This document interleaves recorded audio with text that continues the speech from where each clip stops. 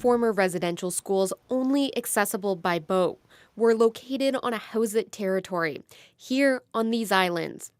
Ahousaht Indian Residential School ran from 1904 until it burned down in 1940. Christie Indian Residential School opened in 1900 and was one of the last schools to close in BC in 1983. Somebody decided our parents weren't going to be good parents. How dare they? This week, members of the nation, former students and family came together to hear what a team tasked with uncovering the truth and locating the children who attended these schools have found. We need to do more in order to understand. Ground-penetrating radar findings showed that likely and potential unmarked grave locations were noted on both former school grounds. It was a very emotional day today.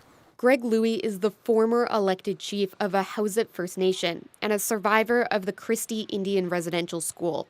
Today, he says he thinks about his sister, mother, and grandmother, who were also taken to the residential school.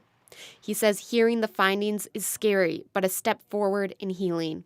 Really, up until the Kamloops Nation made this announcement about the 215, then I really became open about it as personally and as a leader.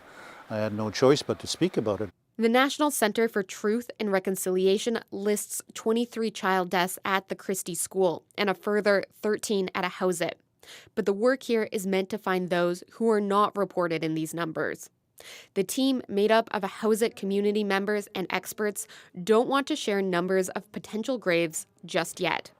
We need to investigate some more and clarify and confirm, mostly confirm that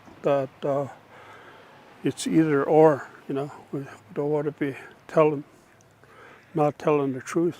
The research team spoke about the many inconsistencies between what survivors know to be true and what is documented in archival material, like stories of slugs in milk, worms in oatmeal, and maggots in the food, which is contrary to archival reports of menus served at the schools. We're getting close to confirming some of the, what we've been told. That not that we don't believe our people, but we need to confirm it for the rest of the world. We've always known what the truth is.